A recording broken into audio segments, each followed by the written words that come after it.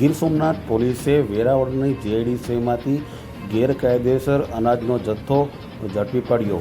ગીર સોમનાથ એલસીબીને ખાનગી રૂપે બાતમી મળી હતી કે વેરાવળના જીઆઈડીસીના અંદર મોટો અનાજનો જથ્થો છે, જેની બાતમી મળતા ગીર સોમનાથ એલસીબી તે વિસ્તારમાં પહોંચી અને અનાજનો જથ્થો પકડી પાડ્યો। ત્યારે 2 લાખથી વધુનો મુદ્દા માલ ગીર સોમનાથ એલસીબીએ ઝડપી પાડી અને આ ઈસમો પર કાયદેસરની કાર્યવાહી કરી છે। ત્યારે ઈસમોની વાત કરીએ ત્યારે ઇબ્રાહીમદા લરાખા જમાલ પટણી, ત્યારે આસિફ ઉર્ફે ગુલામ હુસેન, સિદ્દીક હુસેન ગનીભાઈ પટણી તથા જાહિર હુસેન મિશ્રાભાઈ કાદરી મુસ્લિમ, આ ચારેય શખ્સોને ઝડપી પાડી અને પોલીસે તેના પર કાયદેસરની કાર્યવાહી કરે છે। આવા દરેક સમાચાર જોવા માટે અમારી યુટ્યુબ ચેનલ સબસ્ક્રાઈબ કરો।